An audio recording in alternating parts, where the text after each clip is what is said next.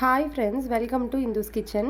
இன்றைக்கி நம்ம சேனலில் ப்ரெஷர் குக்கர்லேயே சிக்கன் பிரியாணி கொஞ்சம் கூட குலையாமல் ரொம்ப டேஸ்ட்டாக உதிரியாக எப்படி செய்கிறதுன்னு பார்க்கலாம். இந்த பிரியாணி சாப்பிட்றதுக்கு ரொம்ப டேஸ்ட்டாக இருக்கும். கண்டிப்பாக ட்ரை பண்ணி பாருங்கள். அதுக்கு முன்னாடி நம்ம சேனலை சப்ஸ்கிரைப் பண்ணாதவங்க ப்ளீஸ் சப்ஸ்கிரைப் பண்ணிக்கோங்க. கூடவே பெல் ஐக்கானையும் கிளிக் பண்ணிவிட்டு ஆளுங்கிற பட்டனையும் கிளிக் பண்ணிக்கோங்க. ஃபர்ஸ்ட் ஒரு குக்கரில் 3 டீஸ்பூன் அளவு எண்ணெய் சேர்த்துக்கலாம். 1 டீஸ்பூன் அளவு நெய்யும் சேர்த்துக்கலாம். இது ரெண்டுமே சூடானதுக்கப்புறமா 1/2 டீஸ்பூன் அளவு சோம்பு சேர்த்து பொரிய விட்டுடலாம். இப்போ இதில் ஒரே ஒரு பிரியாணி இலை, ஒரு மராத்தி மூக்கு, ஒரு பட்டை, ஒரு கல்பாசி, 2 லவங்கம், 2 ஏலக்காய் சேர்த்துக்கலாம். 2 பெரிய வெங்காயத்தை நீளமாக கட் பண்ணிவிட்டு சேர்த்துக்கோங்க. ஸ்டவ்வை மீடியம் ஹீட்டில் வச்சுட்டு இந்த வெங்காயத்தை நல்லா வதக்கி விட்டுடலாம்.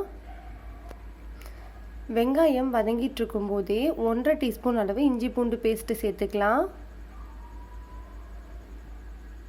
இதோட பச்சை வாசனை போகிற வரைக்கும் நல்லா வதக்கி விட்டுருங்க. இஞ்சி பூண்டோட பச்சை வாசனை போனதுக்கப்புறமா 2 பச்சை மிளகாயை இடையில கீறிட்டு சேர்த்துக்கலாம். 2 மீடியம் சைஸ் தக்காளியை சின்னதாக கட் பண்ணிவிட்டு சேர்த்துக்கோங்க.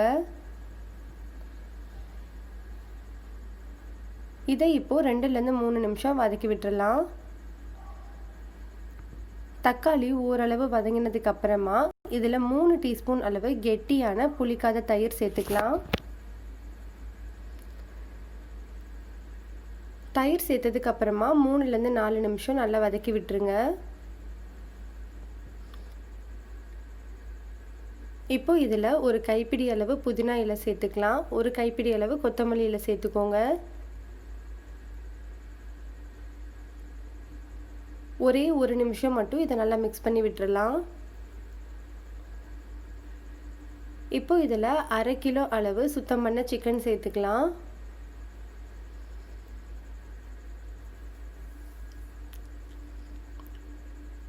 சிக்கன் சேர்த்துட்டு நல்லா மிக்ஸ் பண்ணி விட்டுருங்க. மிக்ஸ் பண்ணதுக்கு அப்புறமா இதை அப்படியே ஒரு மூடி போட்டுட்டு மீடியம் ஹீட்டில் 5 நிமிஷம் வச்சிடலாம்.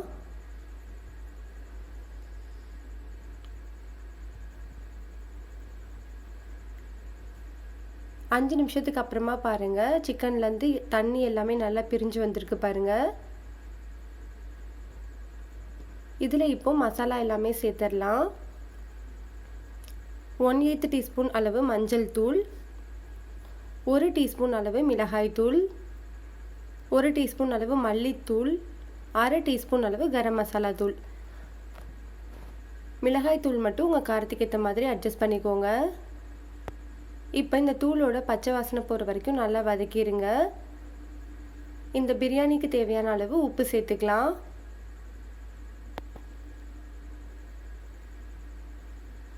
அரை கிலோ அளவு சிக்கனுக்கு 1/2 கிலோ அளவு பாஸ்மதி அரிசி எடுத்துக்கலாம். நான் இன்றைக்கி 400 கிராம் தான் எடுத்திருக்கேன்.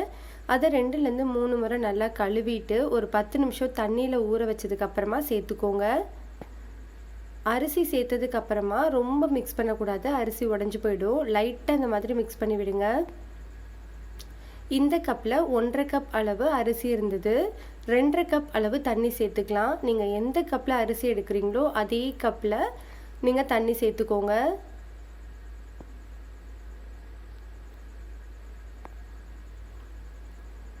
தண்ணி சேர்த்ததுக்கப்புறமா லைட்டாக அந்த மாதிரி மிக்ஸ் பண்ணி விட்டுட்டு 1 டீஸ்பூன் அளவு நெய் சேர்த்துக்கலாம். இந்த டைமில் நம்ம நெய் சேர்க்கும்போது அரிசி எல்லாமே உதிரியாக வரும்.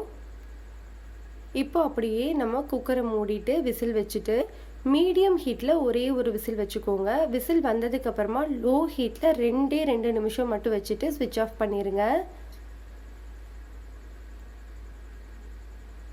இப்போ நம்மளுக்கு மீடியம் ஹீட்டில் ஒரு விசில் வந்துட்டு 2 நிமிஷம் லோ ஹீட்டில் வச்சதுக்கப்புறமா ப்ரெஷர் தன்னால் இறங்கியிருக்கு. இப்போ நம்ம ஓப்பன் பண்ணி பார்க்கலாம். பாருங்கள், நம்மளுக்கு சூப்பரான சிக்கன் பிரியாணி ரெடி ஆயிடுச்சு. கண்டிப்பாக இதே மாதிரி நீங்களும் ட்ரை பண்ணி பாருங்கள். ரெசிபி உங்களுக்கு பிடிச்சிருந்ததுன்னா லைக் பண்ணுங்கள், ஷேர் பண்ணுங்கள், கமெண்ட் பண்ணுங்கள். மறக்காமல் நம்ம சேனலை சப்ஸ்கிரைப் பண்ணிக்கோங்க.